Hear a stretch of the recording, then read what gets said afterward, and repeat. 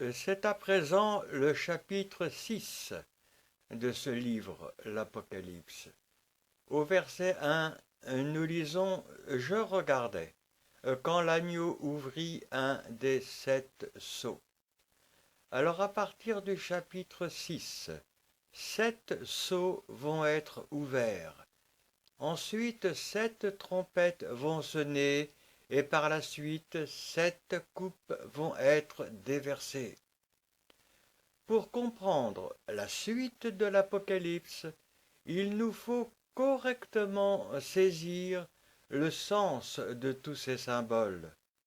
Chacun de ces éléments, les sceaux, les trompettes et les coupes, ne peuvent apparaître qu'en fonction du précédent. Les sceaux ne peuvent être ouverts qu'après le sacrifice.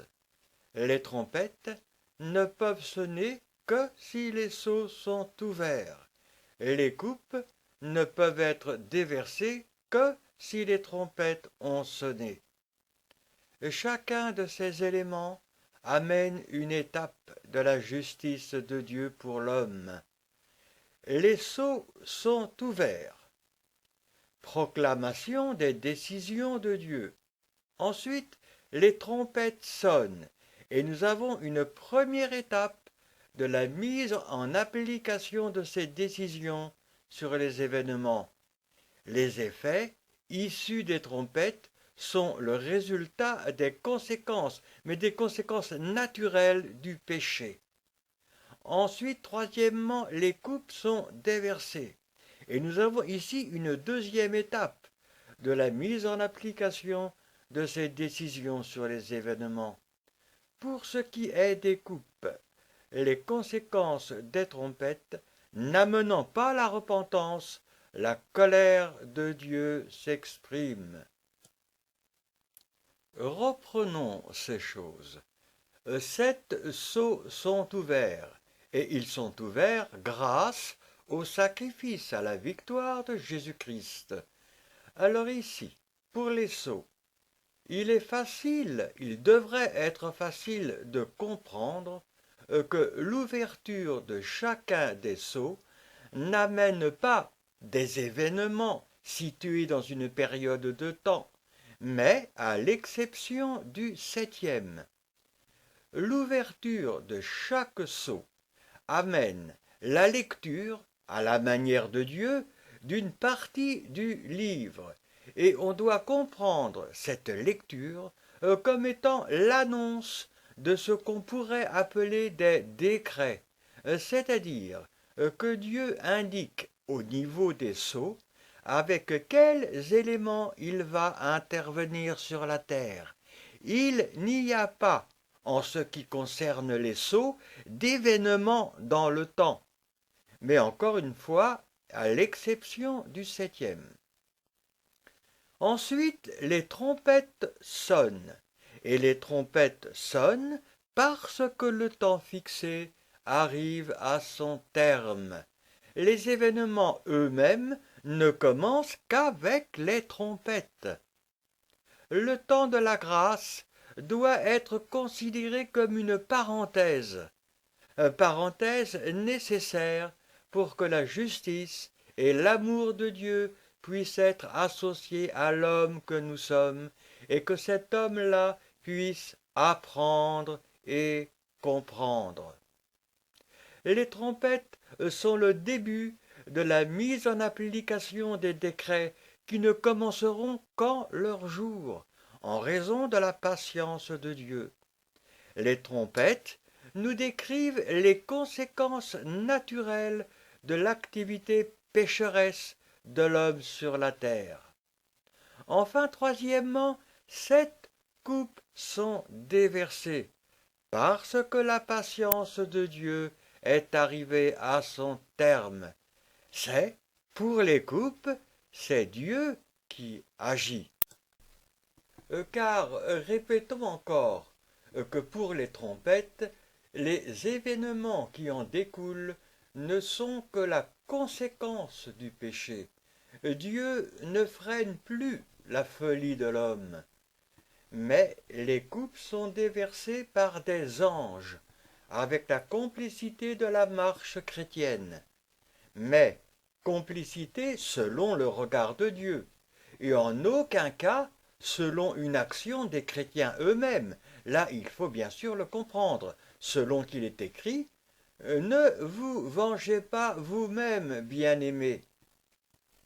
Ces coupes sont remplies de la colère de Dieu, car l'homme ne s'est pas repenti de son péché, et ce, malgré ses conséquences, c'est-à-dire les trompettes, selon qu'il est écrit, il est temps de détruire ceux qui détruisent la terre. Ce livre des décrets n'a pu être ouvert qu'après le sacrifice. Et alors, Dieu a pu en révéler la vision à Jean pendant la première période de l'Église. Mais notre Dieu en a retenu les effets, c'est-à-dire les trompettes et les coupes, ainsi que sa signification prophétique qui est restée cachée. Et cela à cause de sa patience, mais aussi pour permettre l'achèvement du corps, le temps de l'Église ou le temps de la grâce. Il est écrit Je regardais. Les visions se suivent les unes après les autres, quand l'agneau ouvrit un des 7 sceaux. C'est l'agneau, c'est-à-dire le sacrifice, la victoire de Jésus-Christ, qui permet d'ouvrir le livre sceau après sceau. Et j'entendis l'un des 4 êtres vivants qui disait comme d'une voix de tonnerre, Viens, avec, pour les 4 premiers sceaux, la complicité de la marche chrétienne. Et nous avons toujours le même raisonnement. L'amour de Dieu veut faire de nous des associés. Il veut que nous soyons des éléments de lui-même dans l'éternité qui vient. Le sacrifice de Jésus-Christ, associé par la volonté de Dieu au sacrifice de ceux qui marchent avec Dieu, qui disait comme d'une voix de tonnerre, Viens. Ce mot Viens est répété 4 fois avec force, parce que les 4 premiers sceaux nous dévoilent avec quels éléments Dieu va punir la terre, mais aussi parce que l'Église est invitée à comprendre les raisons de son sacrifice. Verset 2. Je regardais. La lecture symbolique du livre commence. Et voici parut un cheval blanc. Et pour ce cheval blanc, c'est la séduction. C'est un cheval. Le cheval, c'est un symbole de conquête. Il est blanc. Cette conquête aura l'aspect de celui qui vient pour établir l'ordre de Dieu sur la terre, c'est-à-dire le bien et la justice. Au chapitre 19 de ce livre et au verset 11, il y a de même un cheval blanc.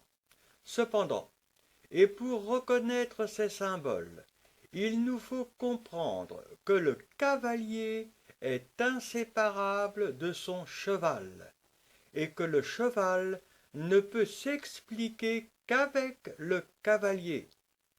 Et si, pour ce verset 2, le cheval blanc représente la séduction, c'est en raison de son cavalier.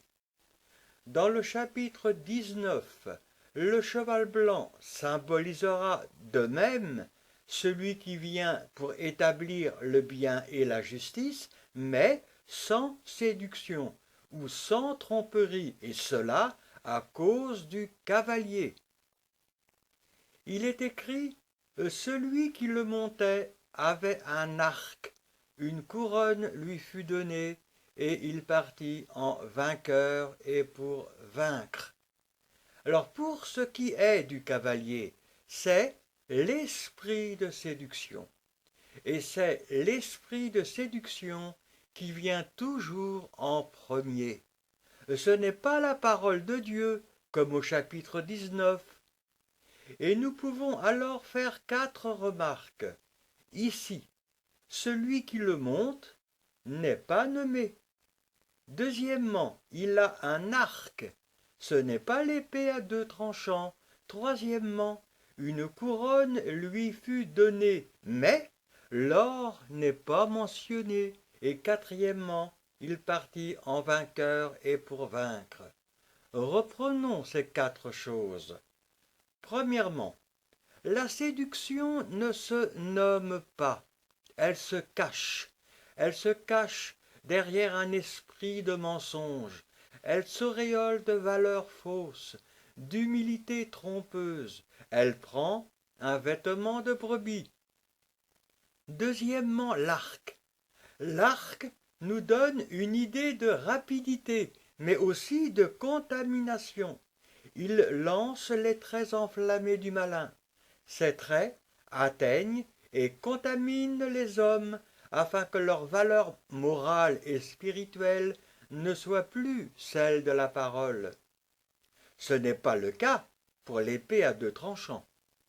De par là, l'homme ne comprend et ne juge qu'à travers le filtre que le séducteur lui a fait boire. Troisièmement, la couronne. La couronne, parce que cet esprit de séduction dominera et régnera sur la terre entière. Quatrièmement, et il partit en vainqueur et pour vaincre. Et nous savons qu'il partira en vainqueur et pour vaincre, car s'il n'y avait pas la miséricorde de Dieu pour les élus, personne ne serait sauvé. Ce premier cheval, comme pour les 3 suivants, a commencé son ministère de conquête avec le départ du péché, mais notre Dieu en a retenu son effet jusqu'au temps marqué. Et nous avons Zacharie au chapitre 1. Et son efficacité, agissant dans l'esprit de l'Antichrist, deviendra entière avec l'homme du péché, c'est-à-dire le 2e 6. Nous arrivons au verset 3, où il est écrit « Quand il ouvrit le second sceau, j'entendis le second être vivant qui disait « Viens ». Deuxième être vivant, deuxième vient pour le second sceau. Notre Dieu a donné une importance considérable à la marche chrétienne, mais à la marche chrétienne qui se conforme à sa volonté, en faisant entrer cette marche dans le déroulement de sa justice. Importance dans l'obéissance que l'on doit comprendre en la mettant en parallèle avec les récompenses reçues dans le royaume. Verset 4. Et il sortit un autre cheval roux, ou si nous préférons rouge, et nous avons ici l'orgueil. À cause du cavalier, ce cheval est rouge, rouge, couleur de l'orgueil. Nous pouvons faire un parallèle avec le verset 3 du chapitre 12, où il est écrit « Un autre signe parut encore dans le ciel, et voici, c'était un grand dragon rouge feu. » Et nous savons que l'orgueil est la caractéristique première de Satan. Mais l'orgueil vient toujours en second quand on l'assimile à une action de conquête. La caractéristique première de Satan, c'est l'orgueil. Cependant, lorsqu'il cherche à conquérir les hommes, l'orgueil vient en seconde position après la séduction. Dans l'action de Dieu, son appel accepté amène la repentance. L'homme est brisé, abaissé, pour être par la suite relevé. Dans l'action de l'ennemi, l'appel de Satan, la séduction, amène l'orgueil. L'homme est flatté, rehaussé, un sentiment d'importance s'installe, mais il est par la suite conduit à la ruine, et nous aurons le cheval noir puis le cheval pâle. Il est écrit dans ce verset: celui qui le montait reçut le pouvoir d'enlever la paix de la terre, afin que les hommes s'égorgent les uns les autres, et une grande épée lui fut donnée.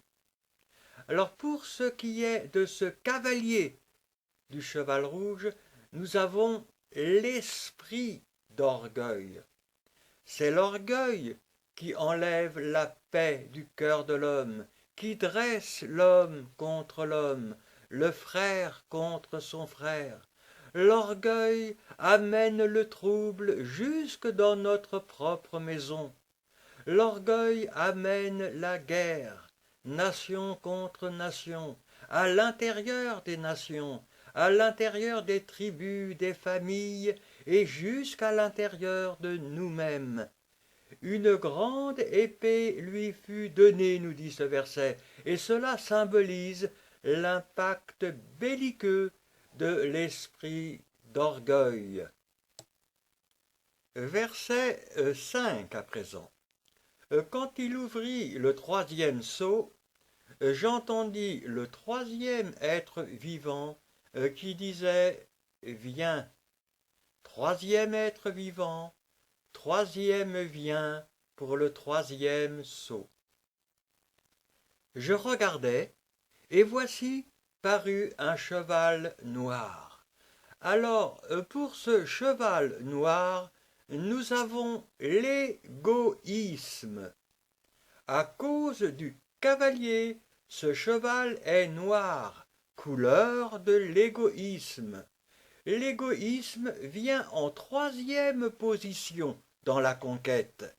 Il prend la couleur de la nuit, noir, parce qu'il amène la difficulté de vivre. Il est écrit « Celui qui le montait tenait une balance dans sa main ». Alors, pour ce qui est de ce cavalier, du cheval noir, nous avons l'esprit d'injustice. La balance étant un symbole de justice, mais aussi d'injustice, selon la manière dont on s'en sert et le pourquoi. Dans ce passage, la balance est portée par un cheval noir. Et nous avons alors l'esprit d'injustice, esprit d'injustice qui caractérise l'égoïsme. Verset 6. Et j'entendis au milieu des quatre êtres vivants une voix qui disait « C'est une voix qui s'exprime au milieu des quatre êtres vivants. Cela signifie que Dieu a donné à la marche chrétienne la possibilité de reconnaître ce qui appartient à l'homme animal et d'en juger.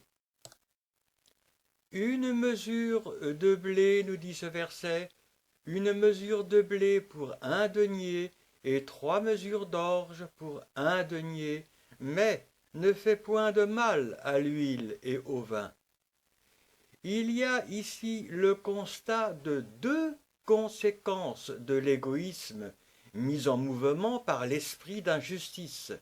Premièrement, la pauvreté ou l'extrême pauvreté, une mesure de blé pour un denier, etc. Et deuxièmement, la mise en place d'une société de privilèges. Beaucoup pour les uns, peu ou rien pour les autres, ne fait point de mal, etc. Tous ces éléments, la séduction, l'orgueil et l'égoïsme viennent naturellement les uns après les autres. C'est déjà la séduction, séduction qui nous amène à nous rendre compte de notre importance. Nous sommes importants. Cette importance, en réalité l'orgueil, revendique le droit à ce que nous possédions la meilleure part. Cette meilleure part, l'égoïsme, crée une situation de privilège pour les uns, amenant la pauvreté chez les autres, ce qui donne comme résultat la destruction et la mort, c'est-à-dire le quatrième cheval. Verset 7. Il est écrit: quand il ouvrit le quatrième sceau, j'entendis la voix du quatrième être vivant qui disait: Viens. Quatrième être vivant, quatrième vient pour le quatrième sceau. Et nous sommes au verset 8. Je regardais, et voici parut un cheval d'une couleur verdâtre. Et ici, pour ce quatrième cheval, nous avons la ruine. C'est la ruine ou la destruction.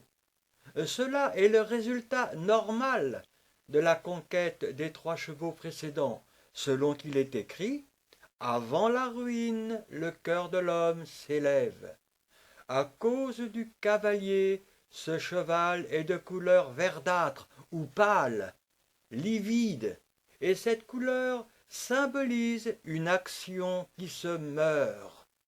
Celui qui le montait, nous dit le verset 8, celui qui le montait se nommait la mort. C'est le seul cheval où celui qui le monte est clairement nommé. Et ceci en raison de la gravité que crée la finalité de l'action des 3 chevaux précédents. Car la séduction, l'orgueil et l'égoïsme n'auraient aucune importance véritable s'ils ne conduisaient finalement à la ruine, la destruction et surtout à la mort. Et, nous dit ce verset, et le séjour des morts l'accompagnait.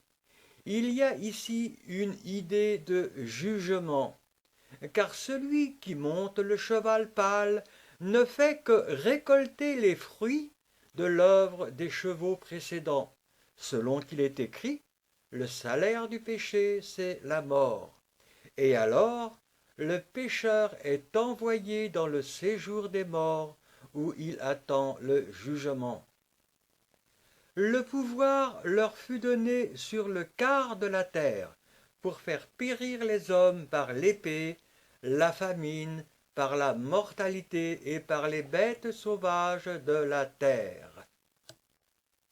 C'est un homme sur 4 qui meurt avant son terme naturel, soit par la guerre, ou l'esprit de guerre, l'épée, soit par la misère, ou l'esprit d'injustice, la famine, soit en raison de toutes les catastrophes ou accidents divers qu'engendre l'orgueil. Et nous avons la mortalité, mais aussi soit par l'égoïsme. Et l'égoïsme a rendu beaucoup d'êtres vivants divers, humains compris, nocifs. Et nous avons les bêtes sauvages. Et pour résumer ces 4 premiers sceaux, la séduction, premièrement. La séduction, c'est le départ du péché. C'est l'arme première de Satan. La séduction conquiert l'homme en le rehaussant, en l'entourant de flatteries mensongères. Elle cherche à mettre dans l'homme un sentiment d'importance, en amenant chez lui une idée de valeur qui serait la sienne. Elle peut même, pour réussir, se servir d'une philosophie humaniste qui se veut être bonne, mais qui est mensongère, et qui n'est qu'une pâle imitation de la parole. Cela amène chez cet homme une part plus ou moins importante d'orgueil, orgueil bien souvent caché, ou orgueil justifié par des raisonnements qui nous aveuglent.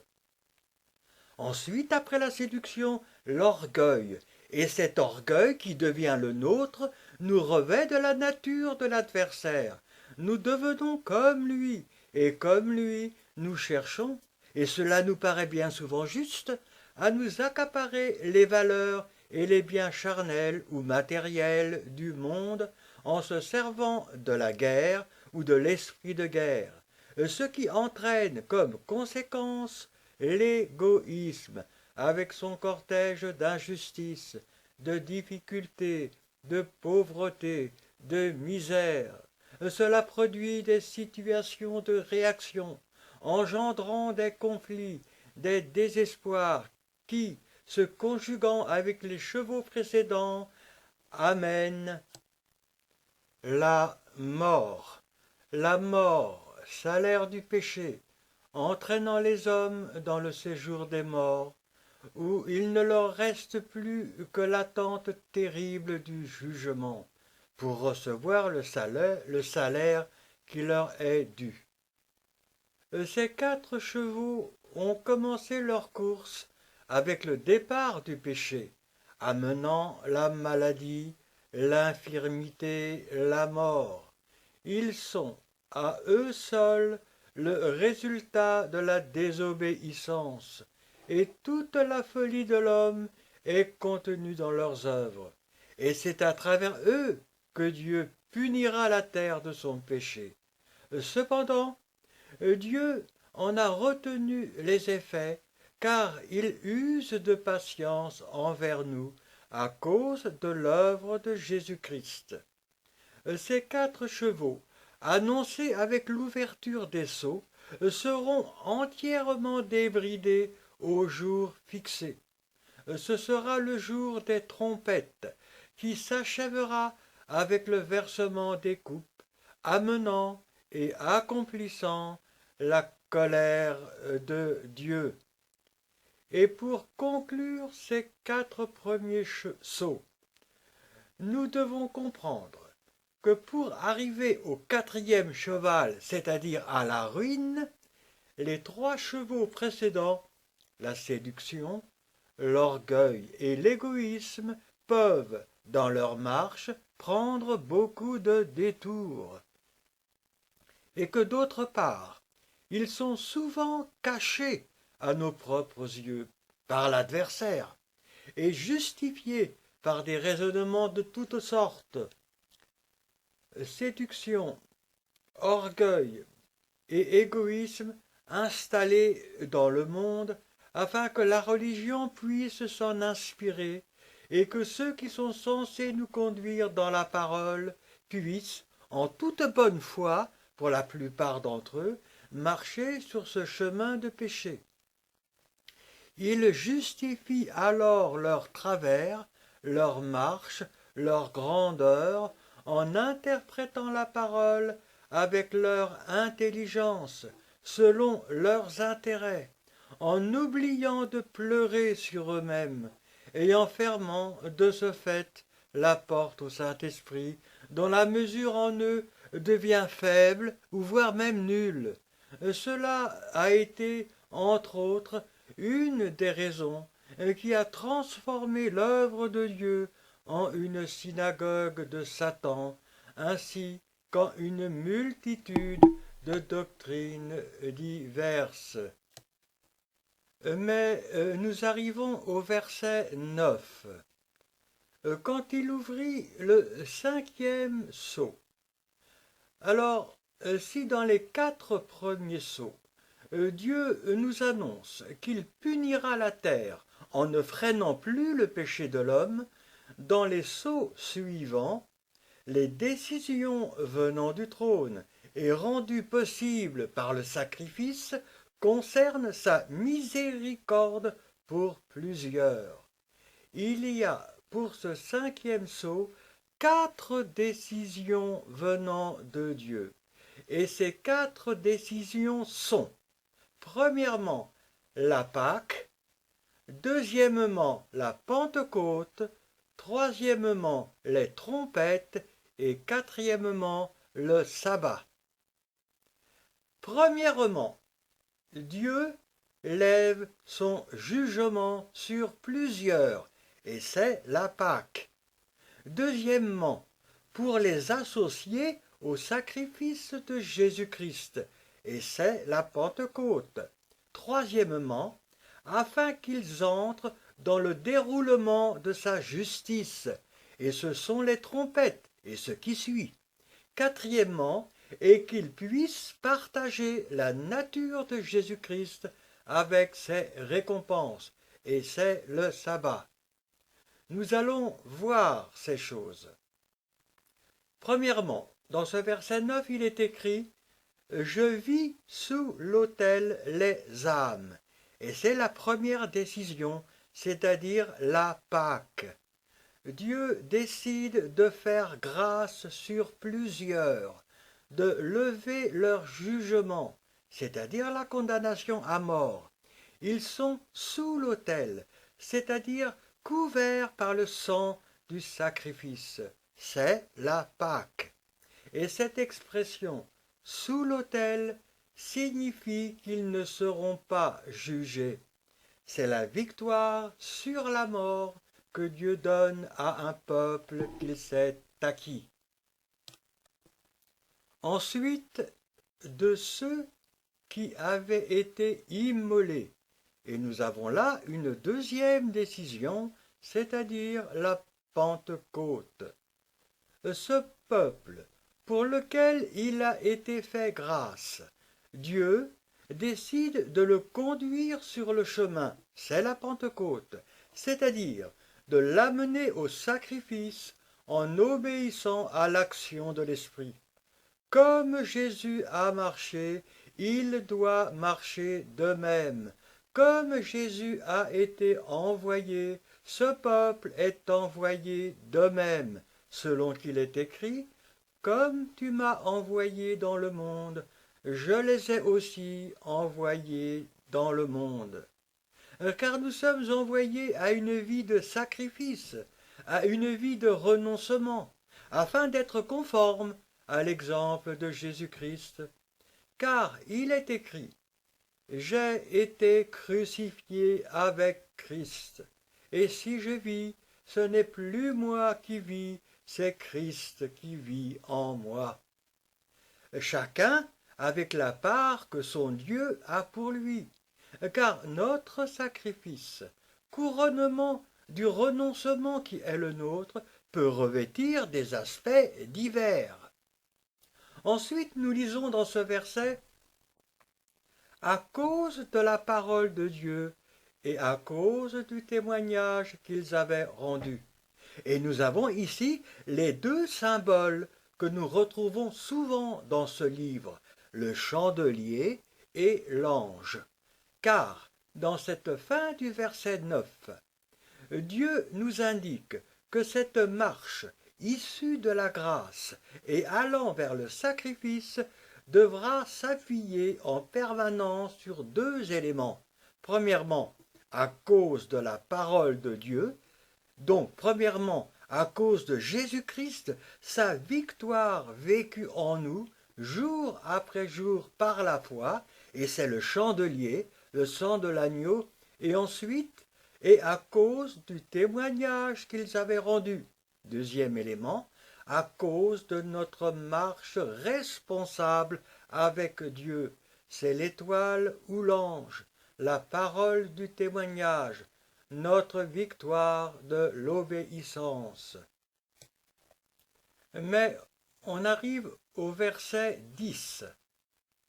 Ils crièrent d'une voix forte en disant « Jusque à quand, Maître saint et véritable, tarderas-tu à juger et à tirer vengeance de notre sang sur les habitants de la terre ?» Et nous avons une troisième décision, les trompettes. Dieu décide de punir la terre à cause de la marche obéissante du sacrifice de ceux auxquels il a été fait grâce. Car ceux-ci ont apporté au monde, à travers leur vie, à travers leur renoncement, l'œuvre, le sacrifice de Jésus-Christ. Car c'est en réalité Jésus que Dieu voyait en eux. C'est une association. Le Saint-Esprit installe et fait passer à travers nous l'exemple de Jésus-Christ. Et alors, parce que nous nous sommes laissés mener au sacrifice à la manière de Jésus, mais sans révolte, sans haine, mais avec amour, avec innocence, pour remporter la victoire de l'obéissance, Dieu fait de nous son instrument de justice en nous associant à sa justice par excellence, Jésus-Christ. Il est écrit dans ce verset 10, « Ils crièrent d'une voix forte en disant ». Il y a ici une idée de solennité, de puissance. Ce sont les trompettes. Jusque à quand? Et dans cette expression, jusque à quand, c'est l'épreuve de la patience que Dieu amène en chacun de nous. Jusque à quand, Maître saint et véritable, tarderas-tu? Épreuve qui devient victorieuse par la persévérance à conserver la foi. Car Dieu reste pour nous le Maître saint et véritable, et cela malgré l'épreuve, malgré la longueur du temps et la difficulté de la marche. Nous continuons à croire et à marcher envers et contre tout. Maître saint et véritable a jugé et a tiré vengeance de notre sang sur les habitants de la terre. Et nous avons donc la troisième décision, les trompettes. Verset 11. Une robe blanche fut donnée à chacun d'eux. Et ici, c'est la quatrième décision, c'est-à-dire le sabbat. Dieu décide, il décide de nous revêtir de la même nature que celle de Jésus-Christ, et par conséquent, d'obtenir les mêmes récompenses, mais chacun selon sa part, en devenant co-héritier avec lui dans le royaume, et c'est le sabbat. Car, avec les récompenses du royaume, nous entrons tous dans le repos de Dieu. Mais pour ceux qui sont à Dieu, ce sabbat doit en réalité se vivre par la foi chaque jour, selon qu'il est écrit, mais le corps est en Christ et ailleurs, car le Fils de l'homme est maître même du sabbat. Tout comme il est écrit, que personne ne vous juge au sujet des fêtes, des nouvelles lunes ou des sabbats. Si Jésus-Christ vit en nous, nous sommes maîtres même du sabbat. Ne retombons pas dans l'esprit de l'ancienne alliance, qui n'était que l'ombre des choses à venir. Car si nous voulons revenir à l'obéissance du sabbat, mais à la manière de l'ancienne alliance, il nous faudra de même obéir à toutes les ordonnances de la loi. Nous avons ici le même enseignement que pour la circoncision. Lorsque Paul dans les Galates nous dit que si un homme se fait circoncire, il est tenu de pratiquer la loi tout entière. Ô chrétiens, nous dit Paul dans les Galates, mais il pourrait aussi le dire aujourd'hui pour beaucoup d'entre nous. Ô chrétiens, dépourvus de sens, qui vous a fasciné? Dans l'ancienne alliance, notre Dieu a donné à l'observation du sabbat, comme à celle de la circoncision, une importance considérable, et cela à cause de la malédiction du péché. Mais Christ a été fait malédiction pour nous.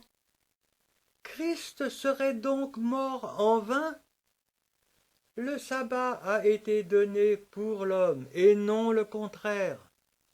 Et ici, répétons-le, si Jésus-Christ vit en nous, le sabbat doit se vivre avec notre Dieu chaque jour. Il faut le répéter, ne nous jugeons pas au sujet des sabbats ou autres, car dans le cas contraire, nous retombons dans l'esprit de la loi et l'œuvre de Dieu en nous devient une religion. Si les chrétiens ont à cœur de se réunir le premier jour de la semaine, qui est aujourd'hui devenu le dernier, c'est-à-dire le dimanche, et qui, en raison de la résurrection, a été appelé le jour du Seigneur, c'est leur droit et c'est leur liberté. Mais cela ne doit en aucun cas être une obligation religieuse, sous prétexte de l'exemple des premiers chrétiens. Si les chrétiens ont à cœur de se réunir un autre jour, le samedi ou autre, c'est leur droit et leur liberté. Mais si nous condamnons nos frères sous prétexte qu'ils n'obéissent pas aux mêmes règles que nous, alors Christ est mort en vain. Ayons le courage de Paul lorsqu'il nous dit, toujours dans les Galates, c'est par la loi que je suis mort à la loi, afin de vivre pour Dieu. Je suis mort à la loi, et pourquoi? Sommes-nous capables de le comprendre? Mais peut-être que pour certains, il est plus facile de vivre une vie avec Dieu en obéissant à des commandements religieux venant de la loi ou à des commandements religieux venant de la religion, suivis d'une pratique morale que l'on espère bonne. Comprenons ici, il n'est pas question de vivre une vie d'immoralité sous prétexte de liberté, ou sous prétexte que Jésus est la fin de la loi. Mais si quelqu'un aime son Dieu de tout son cœur, de toute sa force et de toute sa pensée, pour vivre avec lui une vie d'amour de chaque jour, il ne pourra que fuir le péché, car il aime son Dieu. Et le Saint-Esprit le conduira dans une vie de liberté, mais dans une vie de liberté selon Dieu et avec Dieu. Cet homme-là sera vraiment libre, et tout en ayant le péché en horreur, il n'aura pas besoin de se mettre sous un joug étranger. Ô chrétiens, dépourvus de sens, qui vous a fasciné, vous, aux yeux de qui Jésus-Christ a été peint comme crucifié?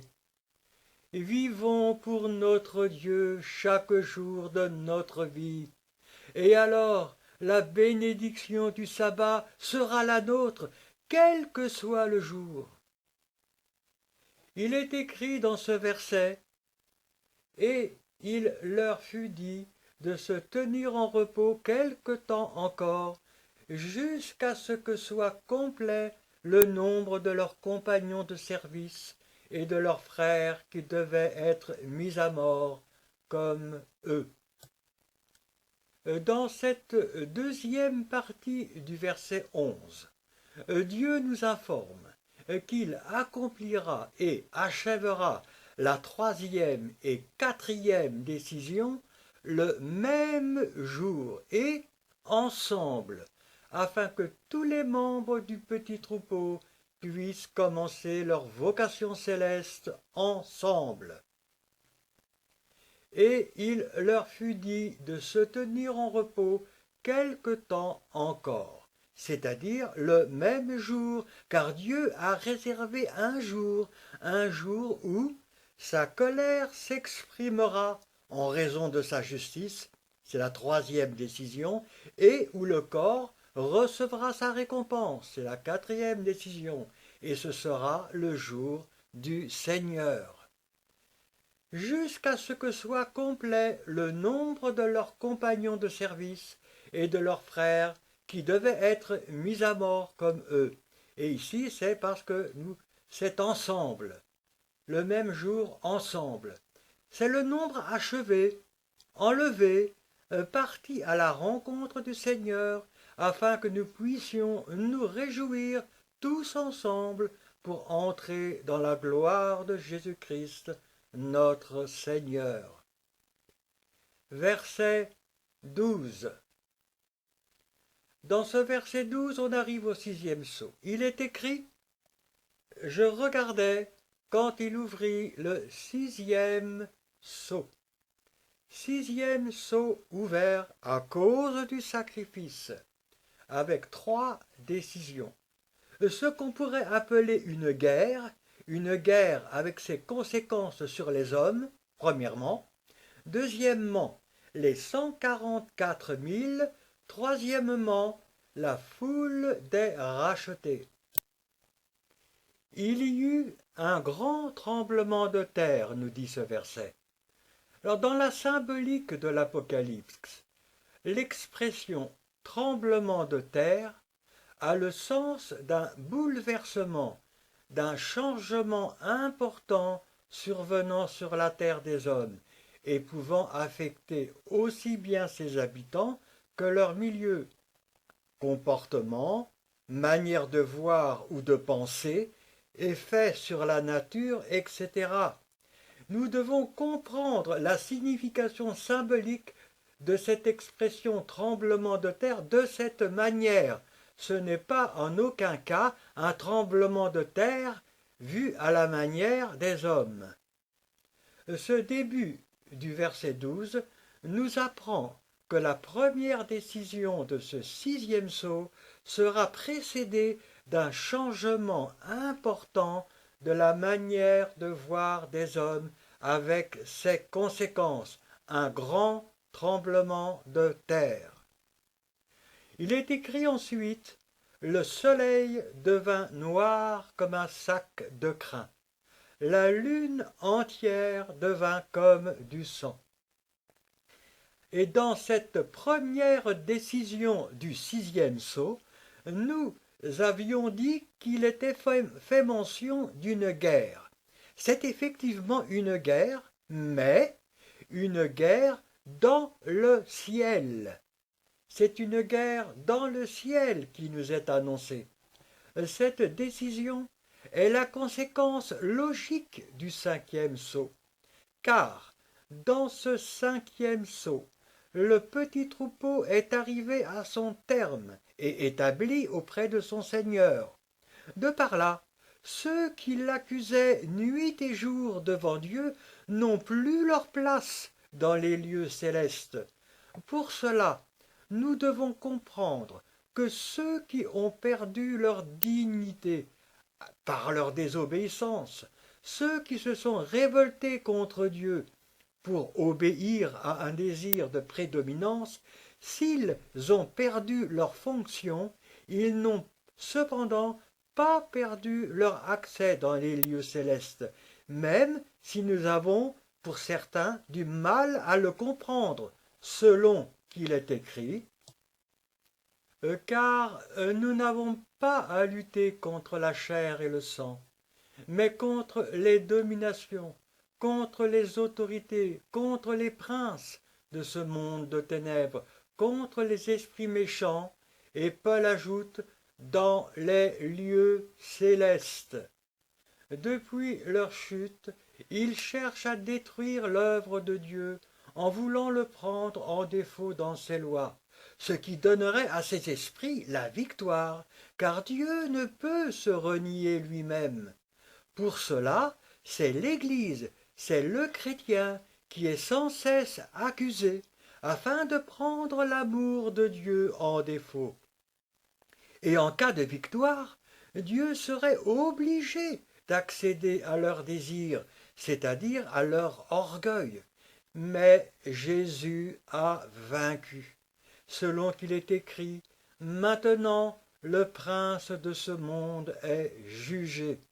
Et à travers Jésus-Christ en nous, Dieu est victorieux. Son amour triomphe. L'accusateur et ses anges ont la bouche fermée, et leur présence n'a plus lieu d'être là-haut. Nous avions lu, le soleil devint noir comme un sac de crin. Alors ici, dans cette expression, c'est l'image, c'est-à-dire le symbole de la colère de Dieu, le soleil noir comme un sac de crin. Ensuite, la lune entière devint comme du sang. La lune est une image de la justice de Dieu, mais quand on comprend cette justice à travers ses lois. Ces deux passages nous informent que la colère de Dieu, c'est-à-dire le soleil noir, s'exprime sans avoir, si peu soit-il, enfreint ses lois, toutes ses lois, La lune est entière. Elle s'exprime en amenant la guerre. La lune devint comme du sang. Et on arrive au verset 13. Et les étoiles du ciel tombèrent sur la terre comme les figues vertes d'un figuier secoué par un vent violent. C'est le résultat de cette guerre dans le ciel. Dieu décide que les dominations, les autorités, les princes, les esprits méchants soient chassés. Leur place ne sera plus trouvée dans le ciel. Ils seront bannis sur la terre et devront s'installer au milieu de ceux qu'ils ont séduits. Nous devons comprendre, si cela nous est encore possible, nous devons comprendre que Dieu se devait, en raison de sa perfection et de sa sagesse, qu'il se devait de prouver à ceux de la désobéissance qu'il ne pouvait y avoir de vie véritable qu'avec lui, en obéissant à ses lois, en restant simplement et avec reconnaissance à la place qu'il a donnée à chacun. Il est le Créateur. Nous ne nous sommes pas créés nous-mêmes. C'est lui qui décide de toutes choses. Il est écrit, en parlant de l'adversaire, « Je te précipite de la montagne de Dieu, je te fais disparaître, chérubin protecteur. » Cependant, nous devons comprendre cela avec Dieu, car la parole ne se contredit pas. Nous voyons Satan se présenter devant Dieu dans le livre de Job. Et dans l'Évangile, Jésus voyait Satan tomber du ciel comme un éclair. Jésus n'a pas dit qu'il voyait Satan remonter de l'abîme comme un éclair. Alors, où est cette apparente contradiction avec le passage d'Ézéchiel? Satan a été chassé de son ministère de chérubin protecteur. Je te précipite de la montagne de Dieu, et toute présence de Dieu et de son amour en lui ont été ôtés. Car il est écrit, et je te fais disparaître, chérubin protecteur. Mais nous devons comprendre ici que notre Dieu voyait par avance la défaite de l'adversaire et son rejet dans les temps ardents de feu et de soufre. On arrive au verset 14.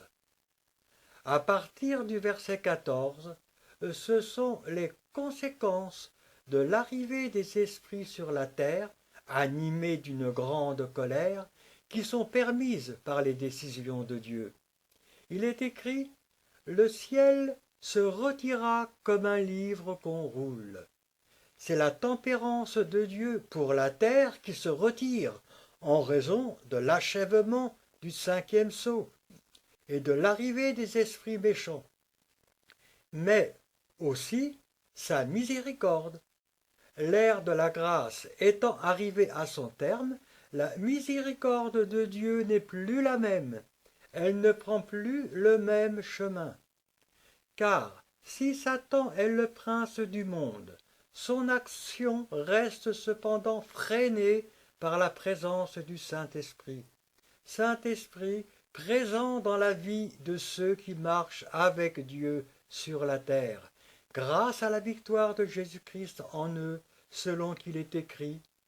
Et maintenant, vous savez ce qui le retient, afin qu'il ne paraisse qu'en son temps. Dans ce verset 14, nous continuons la lecture. Et toutes les montagnes et les îles furent remuées de leur place. Et cette mainmise de l'adversaire et de ses anges sur la terre provoque une transformation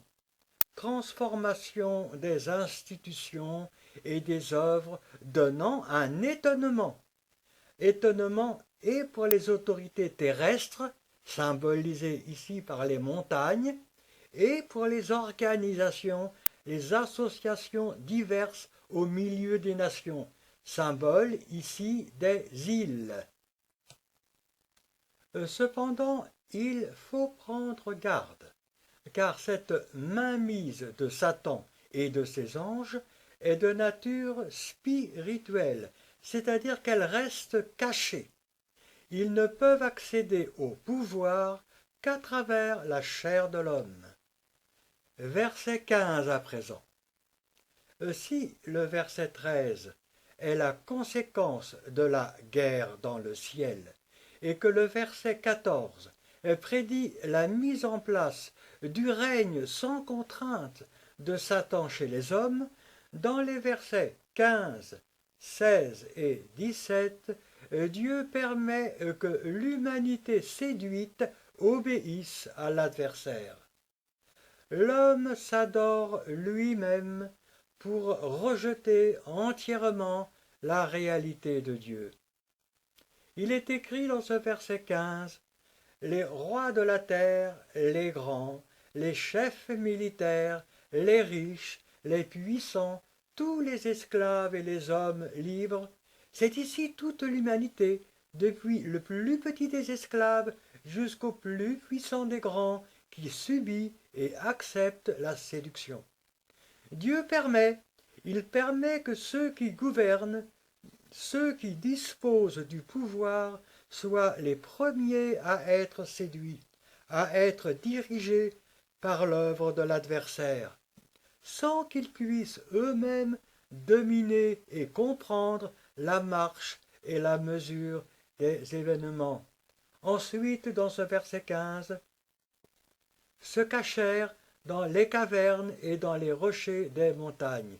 Ils se cachent dans les cavernes et les rochers des montagnes, ce qui signifie, dans la symbolique de ce livre, que l'humanité se protège en se confiant dans les œuvres que Satan a mises en place à travers eux, à travers leurs montagnes.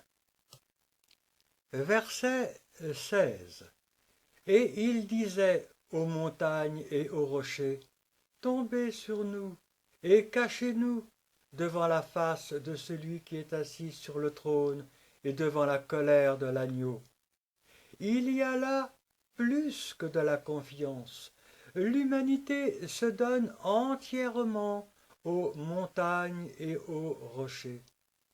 Et il disait aux montagnes et aux rochers, c'est-à-dire au pouvoir avec son organisation et sa science.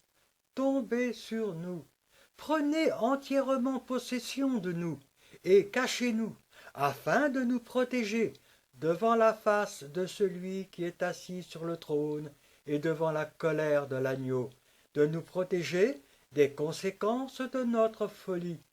Il y a dans ce verset un rejet total de Dieu et de son œuvre, l'agneau, car l'homme préfère son orgueil, les montagnes, avec ses fruits, les cavernes et les rochers, accomplissant ainsi les paroles de Jésus portant sa croix et justifiant Dieu dans son œuvre de colère. Et enfin, nous arrivons au dernier verset de ce chapitre 6, verset 17.